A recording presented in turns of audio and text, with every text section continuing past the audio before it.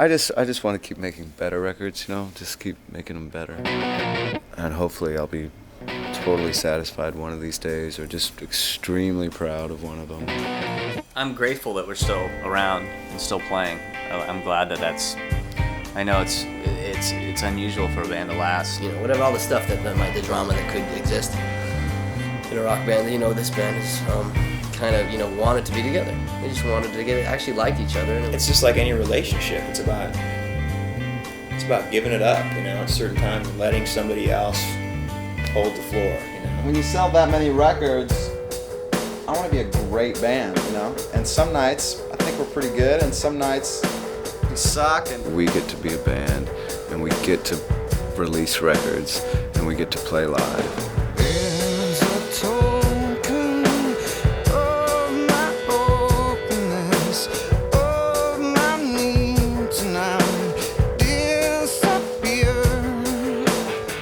That's everything we all ever wanted to do or dreamed of, I think.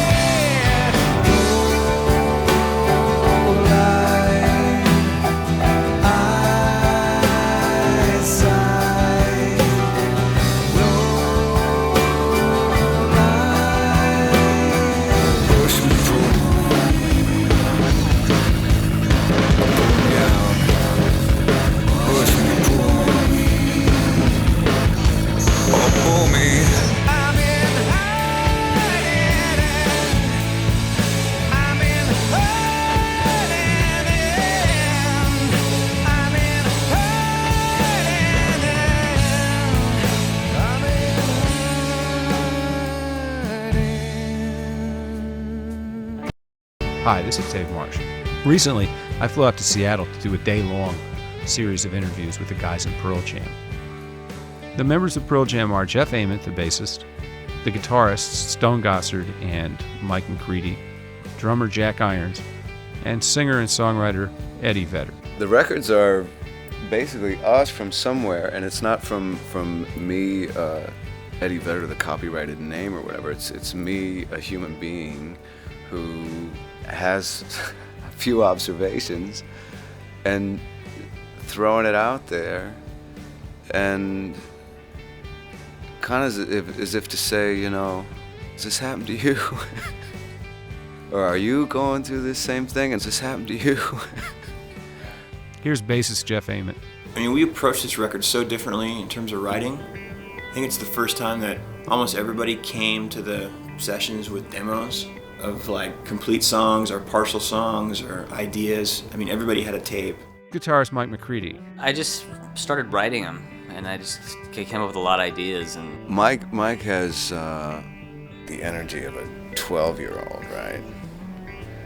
And he is so involved in music and learning the piano, and he can't keep his hands off anything.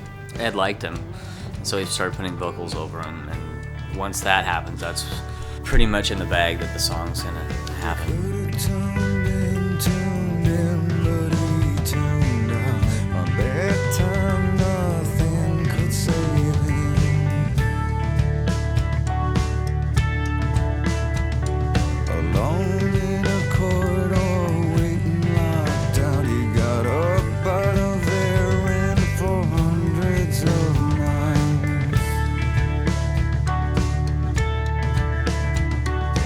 Made it to the ocean, had a smoke in a tree.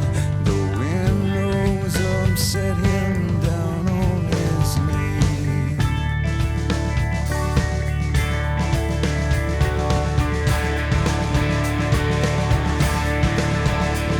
Oh,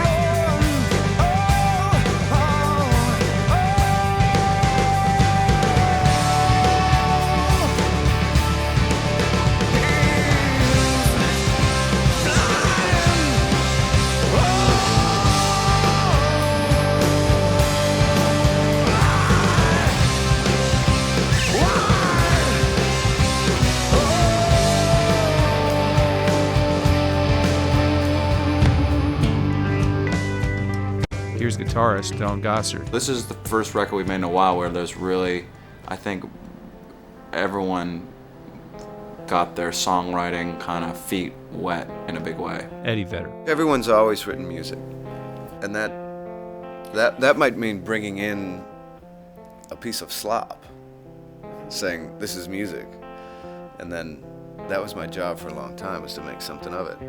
And with Mike, it'll just keep coming and coming out, but it's not necessarily focused. Yeah, this is the most I've ever written on for Pearl Jam. This is the most I've ever done, which I'm really excited about, that I got the opportunity to write more tunes. You just kind of huddle down and work with them, you know, get it just to get it focused, because it's so, stuff that's coming out it's just great. In Hiding and Given to Fly, I wrote them one day, it snowed here for like 4 days. I got trapped in my house, so I wrote a bunch of songs out of being stranded in my house. I shut and locked the front door, no way in or out. I turned and walked the hallway and pulled the curtains down. I knelt and emptied the mouths of every plug around.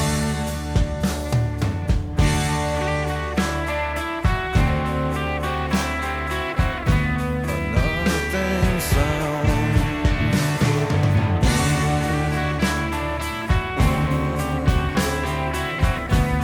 Nothing sound. I stayed where my last step left me, ignored all my rounds. Soon I was seeing visions and cracks along the walls. They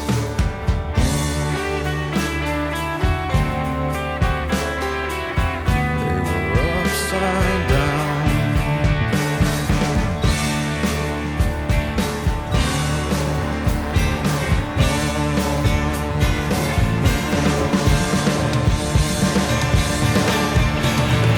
I swallowed my words to keep from lying.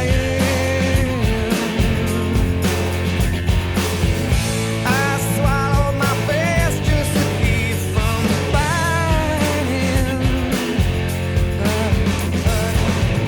I swallowed my breath and went deep. I was diving. I surfaced and all of my pen was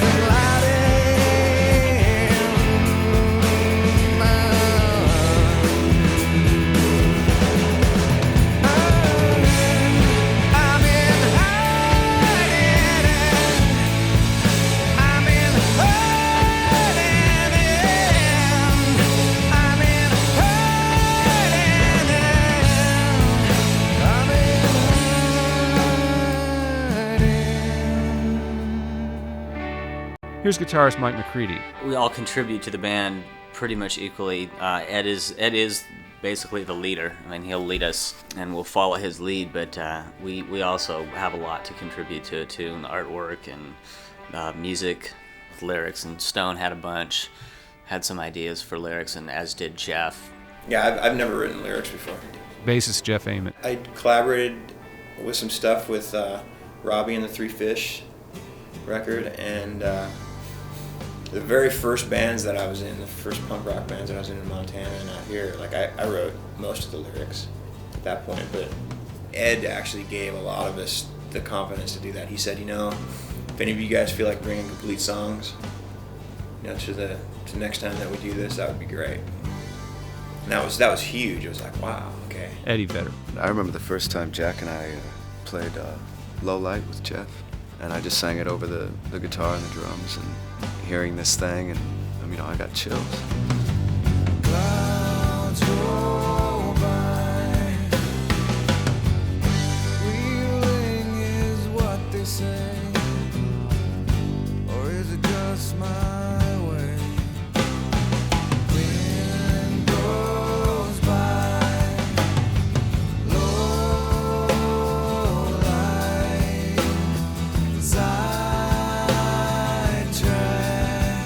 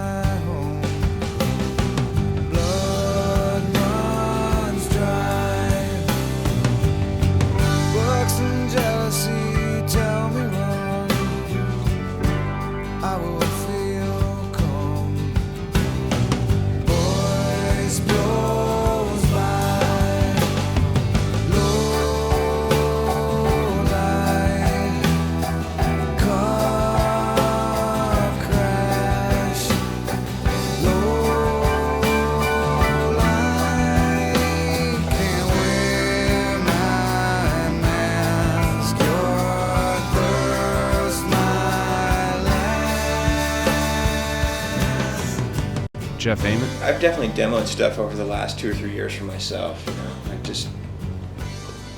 But I never really had the confidence to bring any of it to the band and say, hey, here's something I've been working on or whatever, for whatever reason.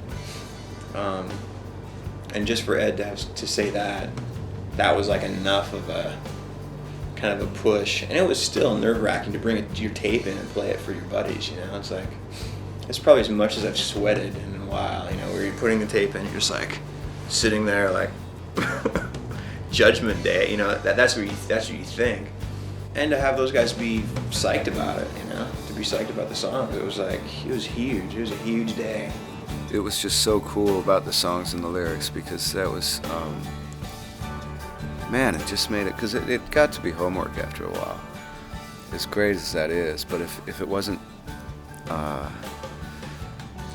your song and something didn't immediately come from, I mean, if I sit at home and write something and it doesn't, words don't, or something doesn't happen immediately, well, I'll just start playing something else. But if someone gives you something that they really like and something doesn't happen, then you have to really kind of start circling it and getting in it and seeing if you can pull and just throw a couple things out. Well, that's working or that's not. And sometimes it just happens great and it's done.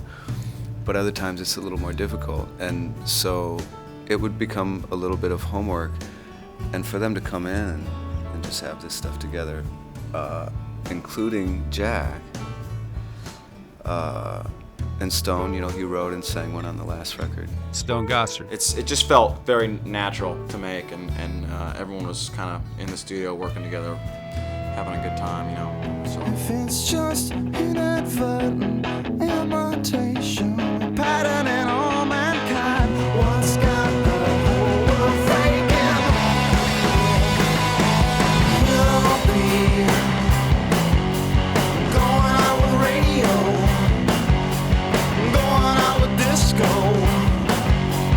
going out like Bacchanal. I'll be going out with telephone, going out alone to the radar zone. What's got the whole world faking? What's got the whole world faking? What's got the whole world faking?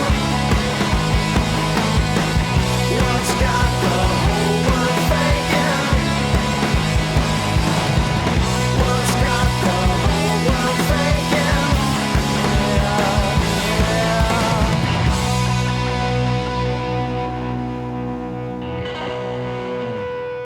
Stone Gossard. we spent a lot of time kind of making records, jamming. Sometimes you come up with really cool stuff. Sometimes if that becomes your only means of kind of songwriting as a group, you kind of there's a tendency to be kind of homogenized a little bit, because there's not one kind of brain going, we got to do something really different here. Everything kind of tends to get kind of mushy, you know. Eddie. But it was really a great moment. I was just so thrilled that we were making music and it was going to be this easy. And I think last year, at some point, there was actually a discussion that it was in New Orleans, recording parts of No Code after a conversation of, you know, it really becomes hard when it's just kind of linear musical pieces, riffs or something. But all I know is that this year we came back and, I mean, there were like good songs just handed to me. Bass, drums, guitars, vocals, words, backgrounds. And, you know, some of them were totally moving. You just listen to it and then you'd go in and play it, and it was none of this democratic hammering out of the riffs and all this kind of thing. You know, there's nothing wrong with easy every once in a while. Stone. So this is the first record we've made in a while where there's really, I think everyone got their songwriting kind of feet wet in a big way. Talk of circles, then punching out, looking in, drawing circles down, falling up and south.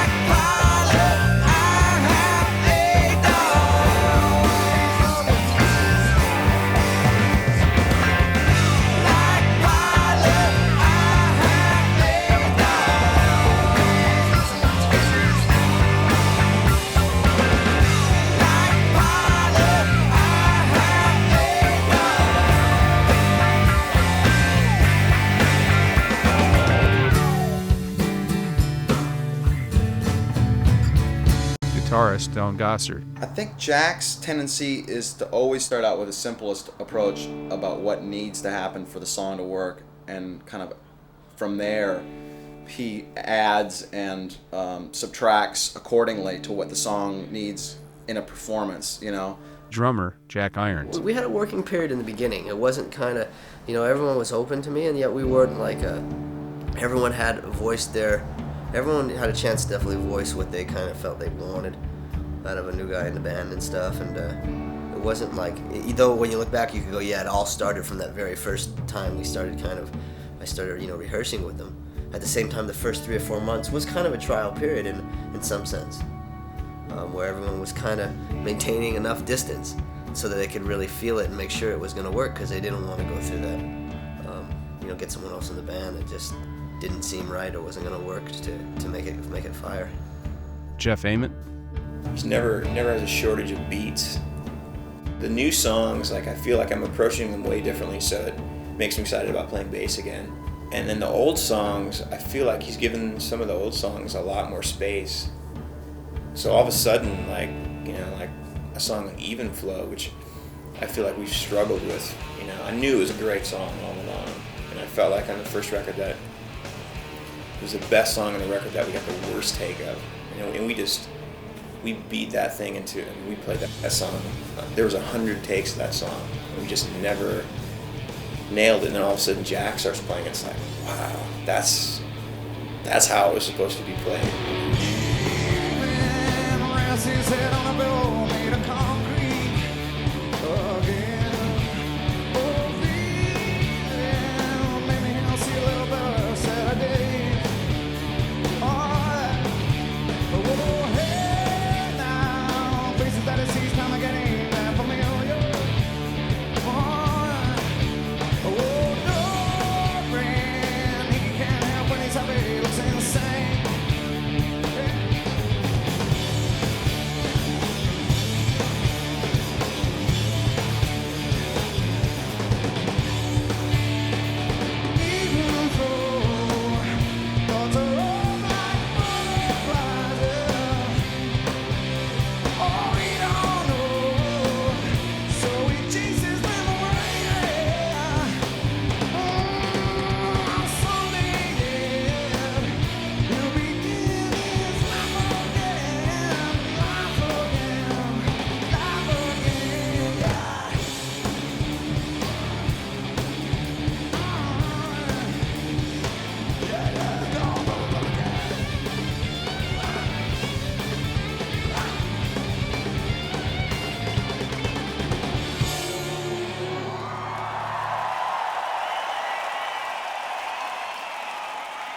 Jeff Ament. When we started making this record, the conversations about touring were pretty dismal. Like, I don't think anybody wanted to tour.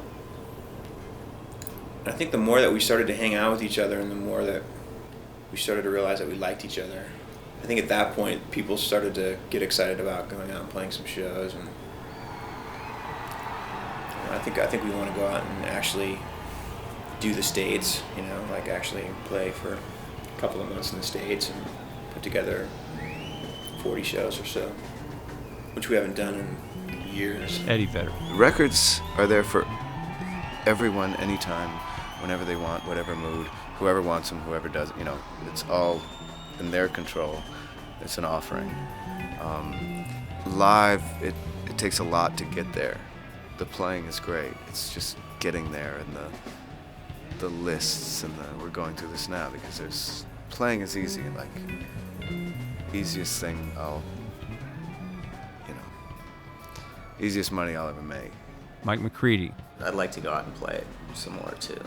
I mean, being in the studio is great, but I don't think I just want to do that. There's times when I thought that might happen with us, that we'd, you know, just stop touring and just go that Steely Dan, whatever Beatles route of just making records. But I'm kind of glad it's not turning out that way. You made a record. You played some shows, you know, in this country, in another country. You know, a reasonable amount, maybe 2 blocks of 5 weeks at a time. Just playing live there's nothing like it. It's a whole another world. Getting to run around with the guitar on is pretty fun.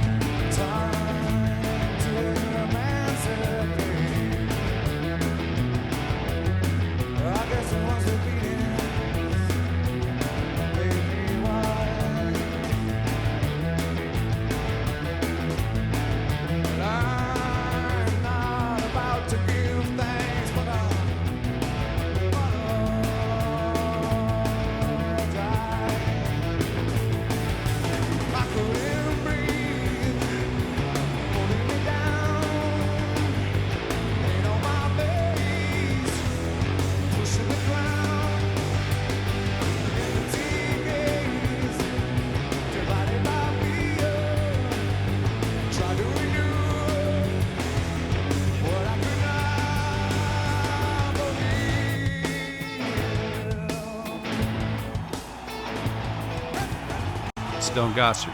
I tend to fight trying to control things too much personally. Somebody's got to be the opposite voice in terms of like saying, you know, you can only control things to a certain degree. I mean, people are going to say what they're going to say. People are going to think what they're going to think. People want to hear certain things about the band. People love to gossip. People love to, get a story. You know, there's always going to be a certain amount of that going on, irregardless of whether you allow it or not.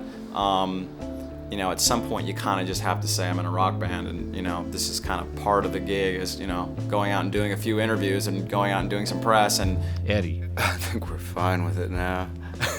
I think at the beginning it was a lot different.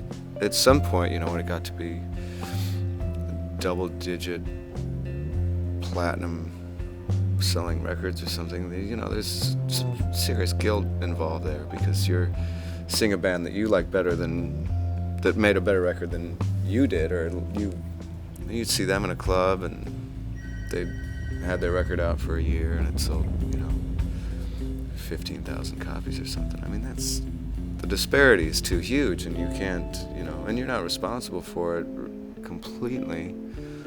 I've heard a younger band or something say, I don't know what that guy's problem is, because I kind of shy away from being out in the public.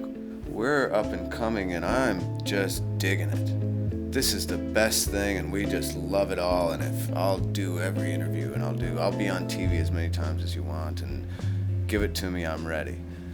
So you do things, you start radio stations and do a radio broadcast and invite them on, or you're just saying, look, I'm gonna, if we have the attention, let's use it, and wave everybody and then pull back, and then here's a great band, here's another great band, or here's a better band. Stone. And it's nice to sell records, and it's nice for people to know your record's coming out, and it's nice to make records, and it's nice to have a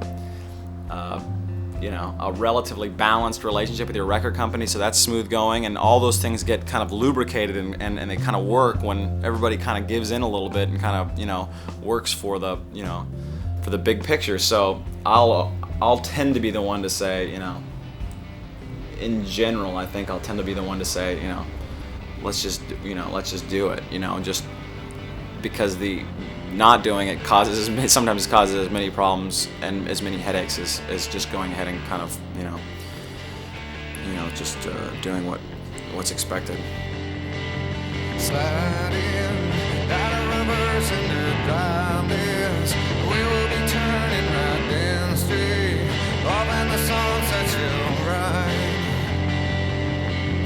She can remember a time when I stood by side of the road, spilled like wine.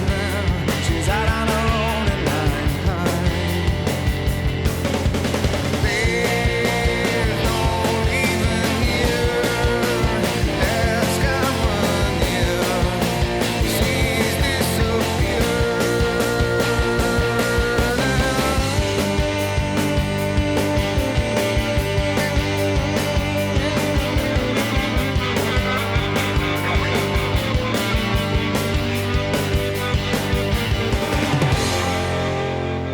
Bassist Jeff Ament. Actually, my dad had taken me to go see the Harlem Globetrotters, and where I grew up, we actually lived in town. It was a town of 800 people. But 35 miles away, there was a little college town of 15,000 people. And somehow, like, I kind of got infected by that. I just remember meeting Geese Osby and Curly Neal. Like after the game, I got to go and get autographs, and I just remember them shaking my hand, and they just had this, I mean, I'd never seen an African American before in my entire life. And so when I was 7 years old, to actually put a real African American to the cartoons, the Harlem Globetrotters cartoons, the Jackson 5 cartoons, or whatever. And from that point on, like, I wanted to be a basketball player. I was like, meeting Geese Osby was like, okay, that's what I'm gonna do. I want to be just like that guy. I want to make people happy, and I mean, what they did was totally incredible to me. They were entertainers and amazing athletes, and it was more their personalities than anything. I think just completely infectious. And so, I used to sit in my room, and it's funny. Like, actually, Ed and I, one of the first few conversations that we had, we talked about the Jackson 5, doing the spin moves, and played sports, and listened to tons of music. And don't you think you ought to rest? Don't you think you ought to lay your head down? Don't you think you want to sleep? Don't you think you ought to lay your head down tonight?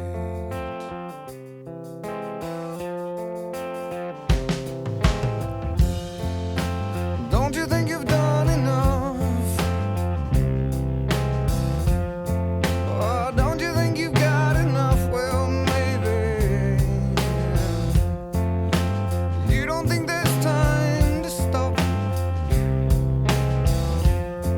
There's time enough for you to lay your head down tonight.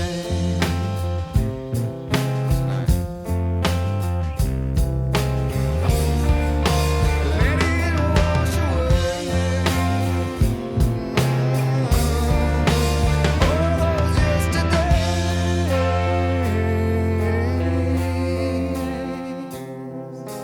all those yesterdays, all those yesterdays, all those paper planes, all those yesterdays.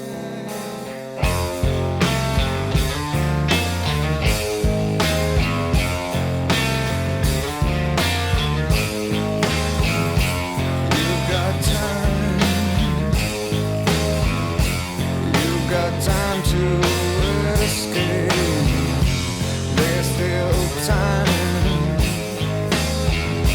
It's no crime to escape. It's no crime to escape. It's no crime to escape. There's still time to escape. There's no crime.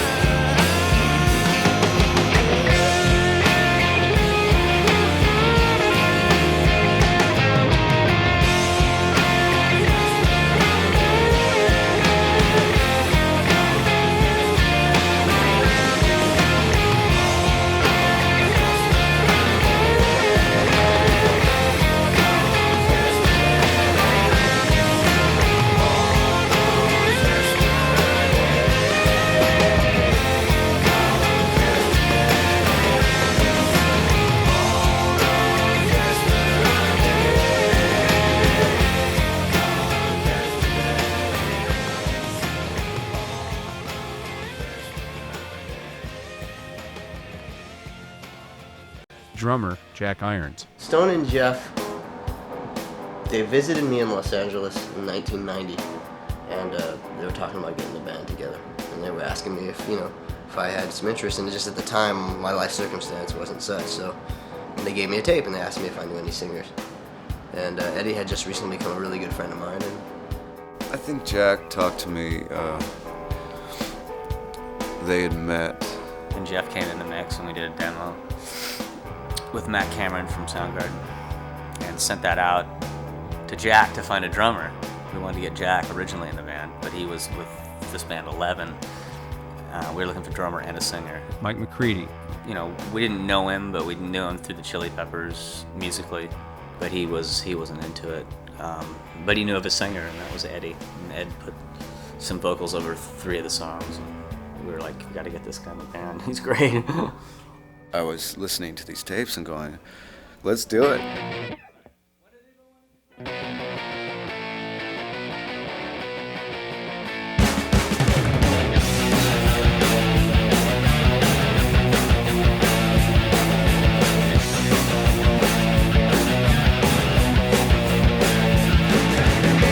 Who's got the brain of damn K? What's it mean to us now?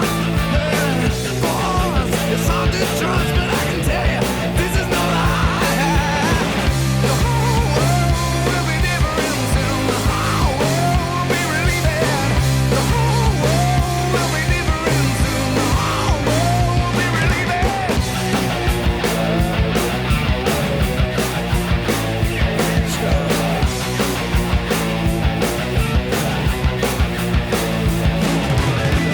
You've been taught we've been the same. Now they got you in line.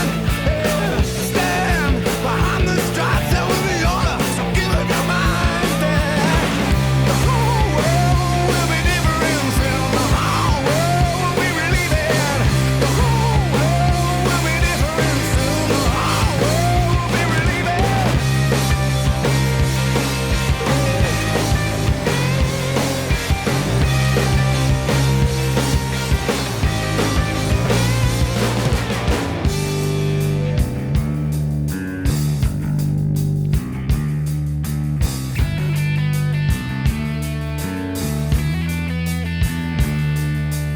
And by name, the name they gave me, the name I'm letting go.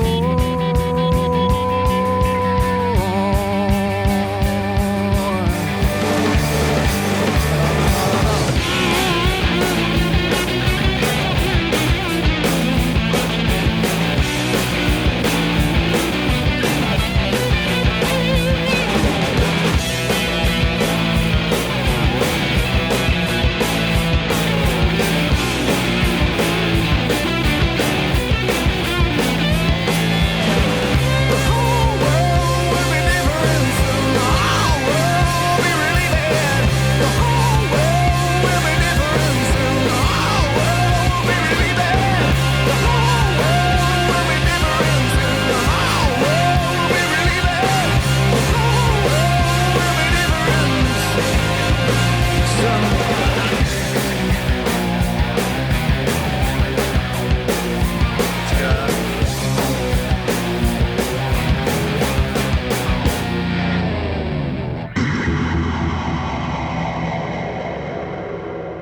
Stone. In a lot of ways, we have kind of decided that, you know, going out and touring for a year is not what the band's priority is. And that takes a lot of pressure off everyone being able to say, God, let's make another record, because I know at the end of that record, I don't necessarily have to go out and, you know, go on a media blitz. You know, now it's just moving on and just being a band and just doing what we do, and we've kind of established what we do, and we're not gonna defend what we do. If someone doesn't like it, I really don't have time to hear it. I'm doing something pretty good with my life, and I challenge them to do the same, you know? There's a token of my openness, of my need to not disappear. How I'm feeling, so appealing to me. I found my mind to clear. I just need some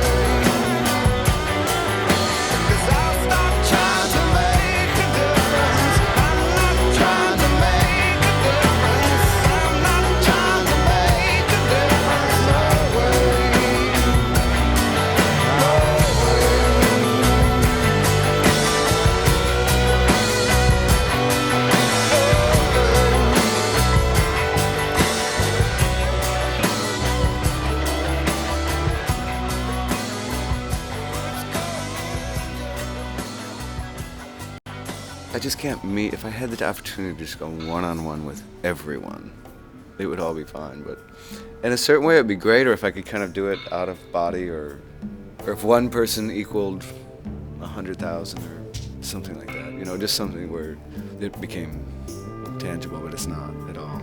So I think it would be fine. And that's the one thing of all the negative things that have ever been said. I kind of, anyone I've ever really known or met, or they've always, they know, like, that I'm okay. I'm pretty cool. I'm all right. I wish I was a neutron bomb for once I could go off. I wish I was a sacrifice, but somehow still lived on.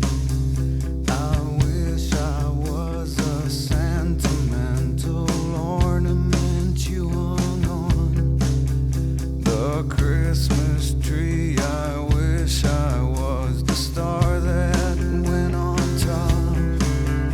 I wish I was the evidence. I wish I was the grounds for 50 million hands upraised and open toward the sky.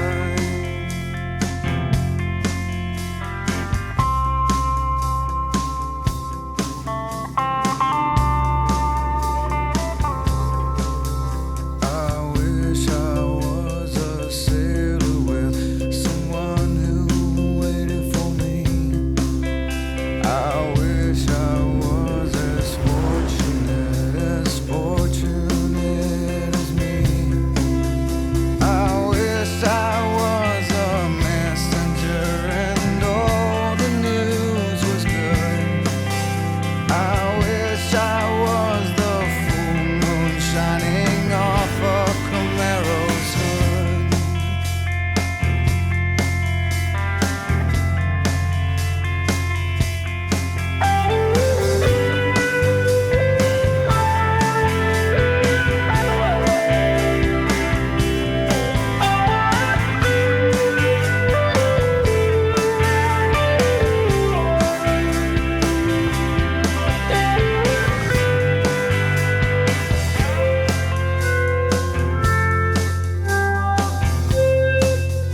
I wish I was an alien at home behind the sun. I wish I was the souvenir you kept your house key on. I wish I was the pedal brake that you depended on. I wish I was the verb to trust and never let you down.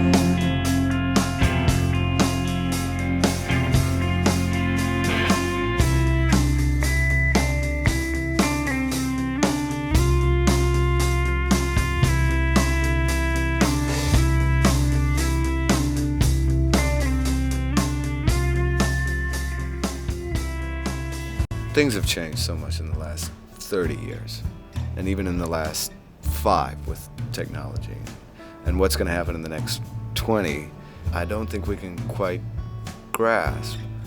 And so I'm nervous, and I guess I'm getting into some kind of spiritual path here. But this book, Ishmael, this Daniel Quinn book, Ishmael, I've never recommended a book before, and I would actually, in an interview, recommend it to everyone. This book is a conversation with a man and an ape.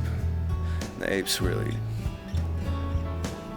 really has it all together. He kind of knows the differences between him and the man, and points out how slight they are, and it creates a easy analogy for what man has done, thinking that they were the end all, that man is the end all thing on this earth. On an evolutionary level, that man has been on the planet for 3 million years, so you have this number line that goes like this, and that we're about to celebrate the year 2000, which is this. And that the earth was around even so much longer before the 3 million years, 50 million years of sharks and all these living things, and then man comes out of the muck, and then 3 million years later, he's standing, and now he's controlling everything and killing it. Just in the last 100, which is not even just a speck on this line. So what are we doing here? This is just a good reminder, and I'm anxious to see what happens, and I've got a good seat, for whatever happens next.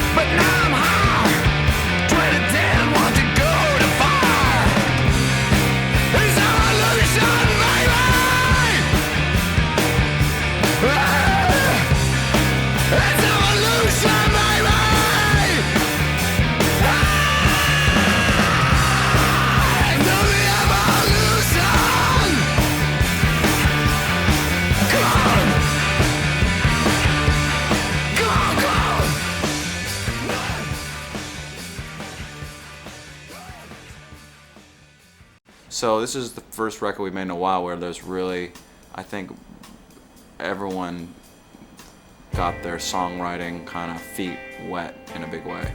The five of us will get together and make decisions on what we should do. I think there's been a lot of growth, in this record in that way, in giving up, just giving up things to other people and letting other people do things. This record was way more relaxed. We made a conscious effort to take our time to go and record songs and then walk away from them and gain perspective out of the recording environment and listening and coming back and making appropriate changes and maybe dropping a song, coming back to another song, re-recording a song, we weren't just trying to get it done. We definitely staggered it over a period of time so that we could do that, so that we could, the creativity could kind of flow more natural than trying to just jam it into a 6-week period. I'm proud of it. I'm really proud. Back home.